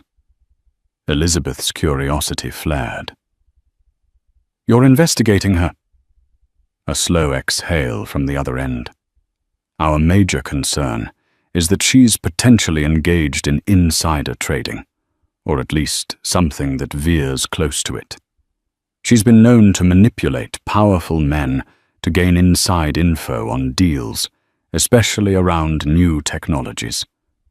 We don't have direct evidence, but we do know that she's heavily involved in your husband's finances. We suspect she might be siphoning resources for her own agendas." Elizabeth's mind reeled. This was bigger than a domestic spat. Ava might be leveraging Jordan's resources and connections to stake her own claims in the tech world. That explained the sudden shifts in finances, the new trust accounts, and the lines of credit. Patricia continued. "We want to bring her down, but we need more information. You, Elizabeth, might be in a unique position to gather that." Elizabeth tapped her fingers on the kitchen counter. "Isn't that something your legal team handles?" A rueful laugh. "Yes, but we need Jordan's direct involvement. We suspect he's unwittingly giving her access to confidential materials through corporate crossovers or joint ventures. If you can help us prove it, we can kill 2 birds with 1 stone, protect Tesla's proprietary data, and help you gain leverage in your divorce." Elizabeth considered the offer. It was risky. If Ava was truly up to something illegal, Elizabeth could expose herself to potential backlash, but the lure of finally getting the upper hand was strong. "I'll do what I can," Elizabeth replied cautiously. "But how do I communicate with you about this?" Patricia gave her a secure email address and instructions on how to encrypt files. "And one more thing," Patricia said, before hanging up. "People like Ava are cunning. She'll anticipate your every move. Don't trust phone lines or any device that Jordan has access to. Be careful." Elizabeth thanked her and ended the call. Adrenaline coursing through her. For the next few days, she scoured her digital archives for anything that might hint at insider information. Jordan's old emails messages about collaborations with major tech companies like Tesla or Amazon, documents that Ava might have manipulated anything that showed a trail of questionable activity. She found a few suspicious threads, forwarded emails from Jordan's corporate account that were CC'd to Ava's personal address. Attachments relating to Tesla's Project Next Gen battery were among them, though none of this was strictly proof of wrongdoing yet. Elizabeth compiled what she could and sent them to the secure email Patricia provided. In response, Patricia confirmed that these were valuable leads, but incomplete. "Keep digging," she urged, "and let me know if you get direct evidence of deals or monetary gains tied to these inside details." Meanwhile, Michelle Elizabeth's lawyer was preparing for a preliminary hearing to freeze some of Jordan's assets. She insisted Elizabeth come to court to testify about the financial abuse and the suspicious activities they had uncovered. But Jordan's side surprised them by agreeing to a partial freeze without argument. "That's strange," Michelle said, tapping a pen against the conference table. "Why would he agree so easily?" Elizabeth shrugged, perplexed. "Maybe he realizes fighting me will look bad in front of the board." But Michelle wasn't convinced. "I suspect he's preparing a bigger move. Be vigilant. He may have more leverage than we know." The next morning, Elizabeth received an unsolicited text from Jordan. "We need to talk, face to face." She felt a swirl of conflicting emotions: anger, sorrow, curiosity. But she knew she had to tread carefully. She agreed to meet him in a public place, a cafe near the courthouse, where she could keep the upper hand. When Jordan arrived, he looked tired, as though the weight of his troubles had worn him down. He offered a half-smile, which Elizabeth did not return. "Liz," he began using the old nickname he once uttered, with affection. Things got out of hand. She crossed her arms. "You think—" He sighed, scanning her face for warmth that was no longer there. "I want to settle this amicably. We can discuss spousal support, property divisions, everything. No need for a long, nasty court battle." Elizabeth let the silence hover. She wasn't naive enough to believe him at face value. "Amicably? Are you telling me Ava is out of the picture?" Jordan's shoulders tensed. "This is about you and me, not her.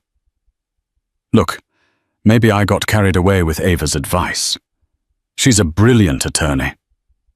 "She's manipulative," Elizabeth cut in sharply. He brushed the point aside. "Regardless, I'm willing to compromise, but I need you to lay off this insider trading nonsense. It's reckless. You're endangering my reputation." Elizabeth realized then that Jordan knew she'd been snooping into his communications. Perhaps Tesla's legal inquiries had begun reverberating in his circle. She saw the fear in his eyes.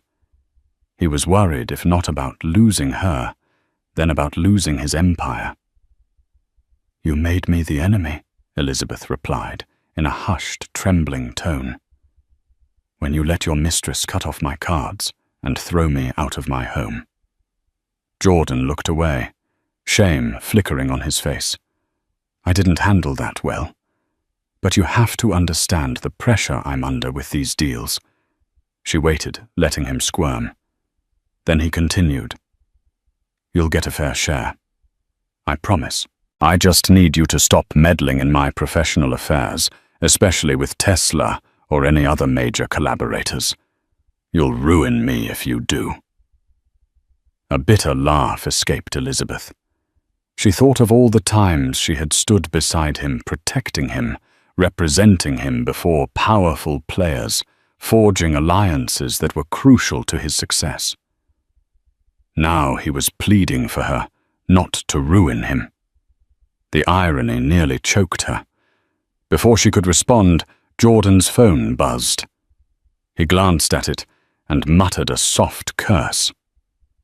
"I have to go," he said, throwing some cash on the table for their untouched coffees. Elizabeth watched him leave a mixture of pity and disdain swirling in her stomach. It was obvious he was desperate, but was this a genuine attempt at reconciliation, or a ploy to keep her from uncovering more incriminating information about Ava?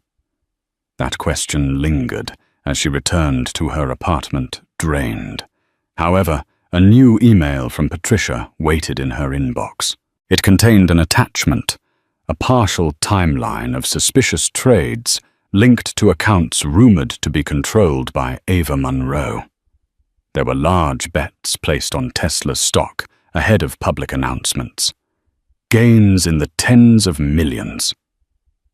This is huge, Elizabeth thought.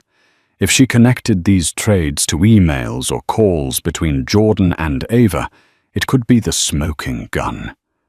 And while Elizabeth had no intention of going to the feds on her own, Tesla's legal team could bury Ava, and by extension, Jordan's complicity, if he was involved. Elizabeth clutched her phone, anxiety coursing through her. She was walking a razor's edge. One false step, and Jordan might retaliate more fiercely, or Ava might strike. But a successful strike against Ava could free Elizabeth from this entire ordeal, giving her the leverage to secure a fair divorce settlement, or even land Jordan in deeper trouble, depending on his role. She reached for her phone to text Patricia when it buzzed in her hand. A call from an unknown number again. Tentatively, Elizabeth answered. A man's voice greeted her calm and steady. "Hello, Ms. Alberts. My name is Gregory Shaw. I'm part of CEO David Hartridge's legal counsel. He asked me to follow up regarding the situation with your husband." Elizabeth's heart skipped. Hartridge's legal counsel. "We understand from Mr. Hartridge's conversation with you that there might be unethical or even illegal behavior in play," Gregory continued. "The board is concerned about potential liability if Jordan's personal dealings spill into our corporate structure. We can't risk another scandal. Mr. Hartridge would like to assist you discreetly." Elizabeth exhaled slowly. She was on the cusp of powerful alliances forming against Jordan and Ava, but the more people got involved, the more dangerous it felt. Gregory concluded, "We'll be in touch with your lawyer. If you have any crucial evidence, Mr. Hartridge suggests you keep it secure. He wants to avoid a public meltdown, but he's prepared to do what's necessary to protect the company's interests, and that includes supporting you in your legal disputes if it comes to that." Hanging up. Elizabeth felt a measure of validation. The cracks in Jordan's seemingly untouchable world were growing. Perhaps justice would prevail. Yet as she prepared to finalize the next round of documents for Michelle, a gnawing worry kept her awake at night. Cornered animals are the most dangerous, and Jordan, though once gentle and loving, had shown he could be ruthless when threatened. She braced herself for the storm that was surely coming. The next time Elizabeth saw Jordan in person, it wasn't by chance or a carefully arranged meeting. It was at the headquarters of Hartridge's conglomerate in Dallas. A sudden emergency board session had been called to address urgent corporate matters, and Elizabeth, having been notified by Gregory Shaw, arrived prepared. She walked into the reception area, her heart pounding with anticipation. Michelle Liu had insisted on accompanying her, but at the last minute she was called to handle a crucial filing. Elizabeth went alone, relying on the moral support from Gregory and the knowledge that Hartridge wanted the truth on record. Jordan was already inside the boardroom with Ava, who paced like a clad tiger. When Elizabeth entered, they both snapped their heads in her direction. Ava's glare could have sliced glass. Jordan's face was inscrutable, tense, angry, but also tinged with fear. Hartridge arrived moments later, trailed by a few board members and legal advisors. He wasted no time in stating the purpose of the meeting. "Allegations have come to my attention that Ms. Monroe has been engaging in stock trades leveraging proprietary information from Jordan's company and potentially from our own collaborations. We need to clarify the truth. Now." Gasps and murmurs filled the room. Ava's jaw clenched. "This is preposterous," she began. "We demand to see your proof." Hartridge nodded to one of his advisors, who distributed printed documents, timelines of suspicious trades, tied to accounts flagged by Tesla's legal team, along with correspondences that Elizabeth and Patricia had pieced together. Jordan snatched a packet from the advisor. His eyes swept over the page's color, draining from his face. Ava's lips thinned, and for a moment Elizabeth could see the faintest flicker of panic in her eyes. Hartridge pinned them with a stern gaze. "Jordan, you've been a valuable partner. I don't want to see your personal life derail your professional standing, but this is bigger than your marriage. Insider trading is a federal crime, and if Ms. Monroe is using your business resources to pull this off, you're implicated." Ava recovered quickly. She placed a hand on Jordan's arm, her voice smooth. "This is a misunderstanding, David. Anyone can align stock trades with corporate announcements. It's called speculation." Elizabeth decided enough was enough. She stood. "Speculation is one thing, but forwarding private emails, entire business proposals, and preliminary press releases is not speculation. I've seen the messages. You're literally discussing the best times to execute trades based on announcements that hadn't been made public yet." Ava whirled on Elizabeth. "You have no legal standing to claim that. You're just a scorned wife trying to sabotage Jordan and me." Elizabeth's blood boiled. "We'll let the evidence speak. There are even time-stamped emails from Jordan's corporate account sent to your personal email, Ms. Monroe, discussing upcoming expansions and product launches. Then trades were executed in your name or trusts linked to you within hours." A hush followed. Jordan's hands shook slightly. He seemed torn between denial and guilt. After all, the evidence was damning. If he denied it outright, he'd appear foolish. But if he admitted his involvement, he risked criminal charges and the wrath of the board. Hartridge leaned forward, his voice firm. "Jordan, I need answers." "Were you aware of these trades?" Jordan stared at the table, words refusing to form. Finally, he managed, Ava said it was all above board, that it was just normal investing. Ava let out a short laugh, but it sounded hollow. "If you want to scapegoat me, Jordan, think carefully," she warned. "We made certain deals in your name as well. Your signatures are on plenty of documents." The entire boardroom seemed to hold its breath. Hartridge addressed one of his legal advisors. "Have we sent this to the SEC?" "Not yet," the advisor responded. "We wanted to confront them first." Jordan shot to his feet, panic etched on his face. "No need to escalate it. We can handle this internally. If I undo the trades, repay any gains, repay tens of millions of dollars," Hartridge asked. "And that would just be the tip of the iceberg if the SEC digs deeper. This is out of our hands if they launch a formal investigation." Elizabeth watched Jordan unravel. This was the man who had once been so composed, so unstoppable. Now he was cornered, sweat beading on his forehead. Ava, too, looked like a wild animal backed into a corner, eyes darting around the room. At that moment, a building security guard appeared at the door, knocking softly. "Mr. Hartridge, you asked for security on standby," he announced quietly. "Thank you," Hartridge replied, his tone like steel. "I believe we might need you." Ava's eyes flitted towards the door, then back to Hartridge. She adopted a pleading tone. "David, you know me. I've handled legal matters for some of the biggest players in the industry. I would never do anything to jeopardize your trust." Hartridge's face remained stony. "I trusted Jordan, not you. And this evidence suggests you're at the center of a major ethical breach. If you don't have a verifiable explanation for each of these trades and how you obtained insider information, I have no choice but to protect the company from liability." Suddenly, Jordan snapped. Fear twisted into anger, and he pointed a trembling finger at Elizabeth. "You did this. You ruined everything because you couldn't handle that I moved on." Elizabeth steadied her breathing, preparing to reply.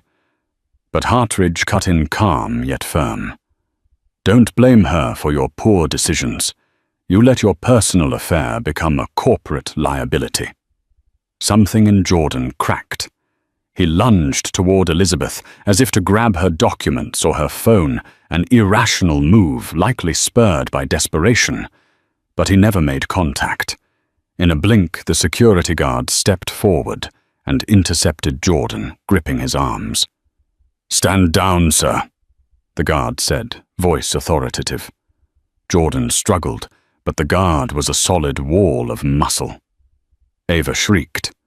"Let him go." "This is a private matter." Hartridge shook his head, anger coloring his features. "You just attempted to assault someone in my boardroom. Security remove Mr. Alberts from the premises." Jordan's eyes widened in disbelief. "You can't do that. I'm on the board." "Not anymore," Hartridge said grimly.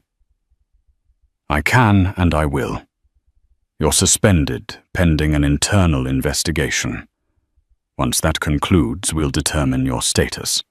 Now go and take Ms. Monroe with you."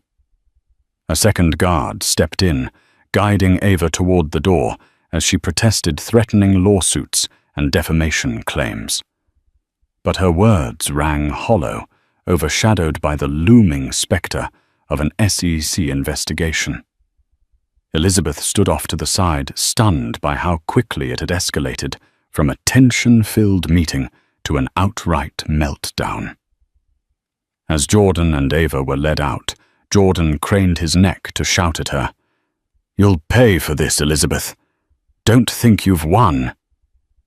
But the threat carried little weight now. In that moment, Elizabeth felt the mixture of triumph and sorrow that comes with toppling a man she once loved. She hadn't wanted to see Jordan destroyed, only to protect herself and the life they had built together.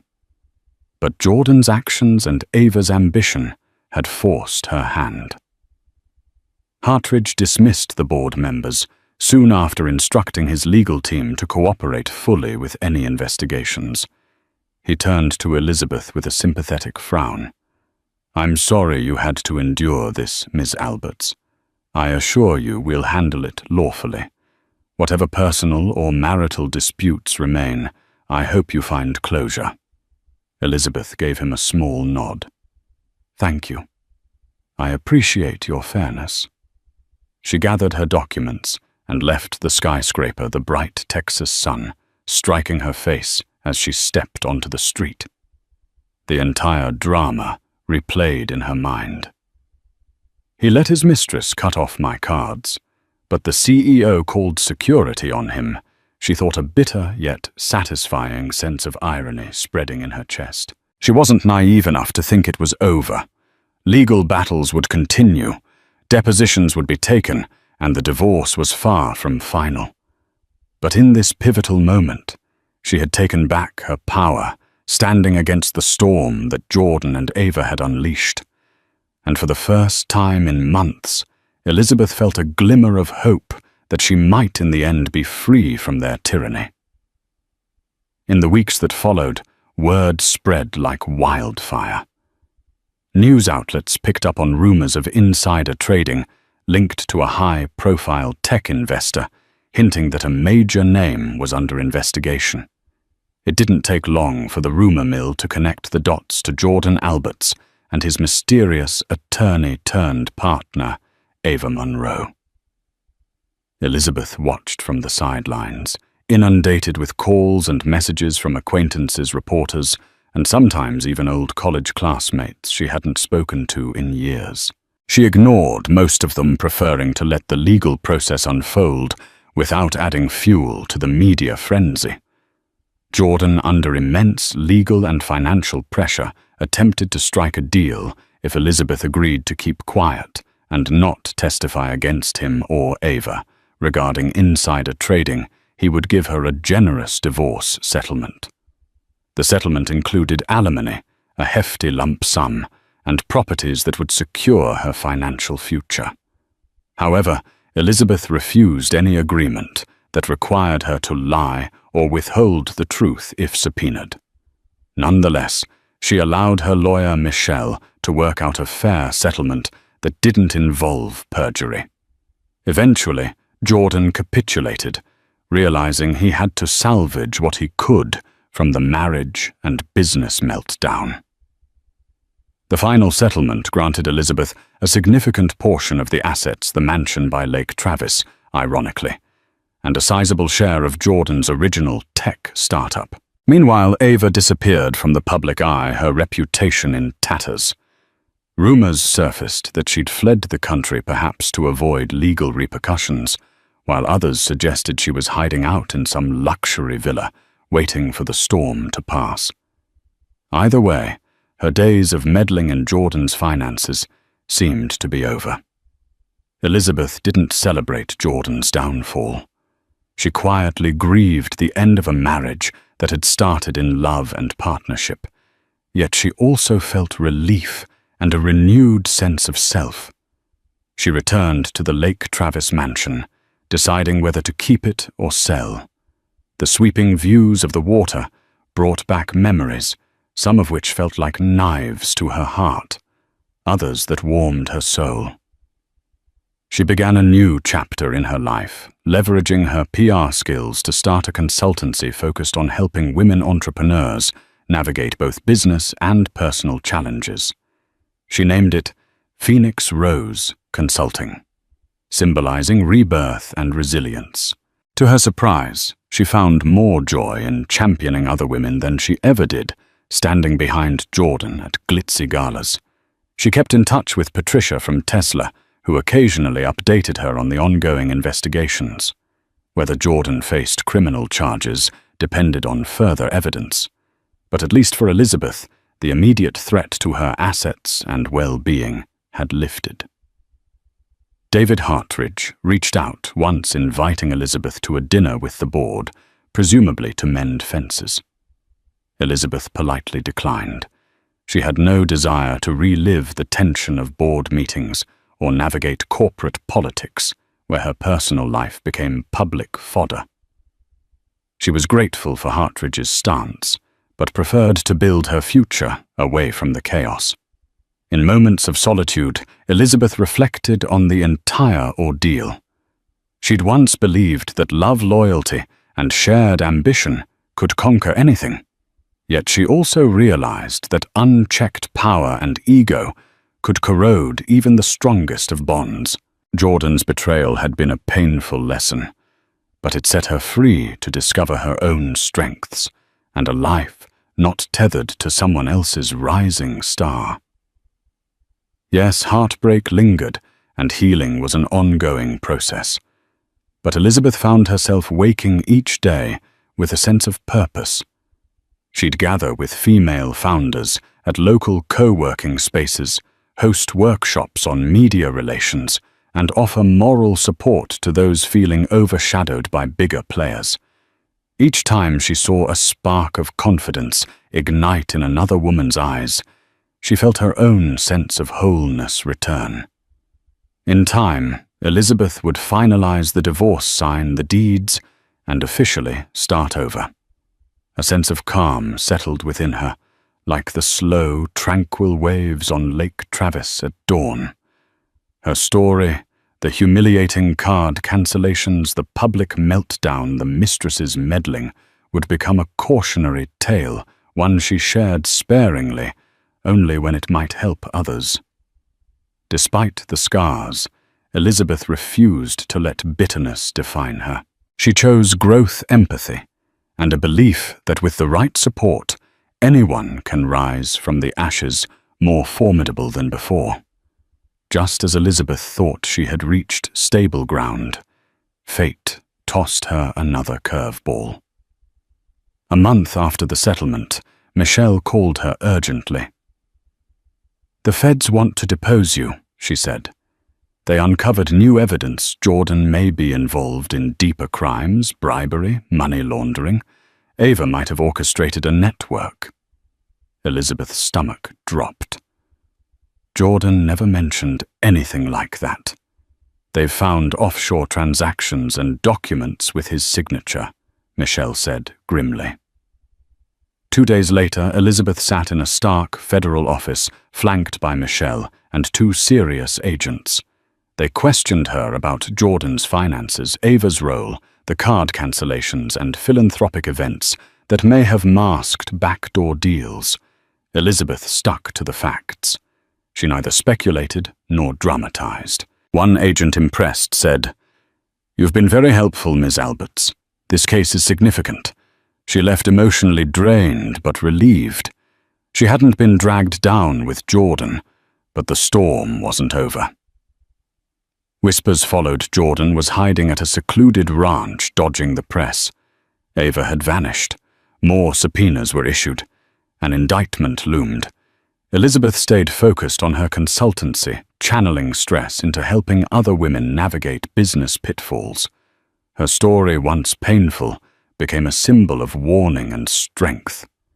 Then came the headlines: Jordan Alberts indicted for insider trading, fraud, and obstruction. Ava was named but still missing. The scandal rocked the tech world. Elizabeth issued a single statement. "I'm saddened by Jordan's choices. I've cooperated fully with authorities and continue to rebuild my life." Eventually, Jordan pled guilty to a lesser charge, offering a tearful courtroom apology. Elizabeth watched from home, tears in her eyes, not from triumph, but quiet grief for the man she once loved. Still, she understood consequences had to follow actions. That night, beneath the soft moonlight over Lake Travis, Elizabeth allowed herself one last cry for the past that died and the hope still waiting ahead. Life has a way of testing our fortitude when we least expect it. Elizabeth Alberts began this journey as a devoted wife, only to see her world upended by betrayal and financial sabotage. Yet what she lost in illusions, she gained in unbreakable resilience. Standing up to powerful forces and calling out wrongdoing isn't easy, but it's sometimes the only way to protect your dignity and your future.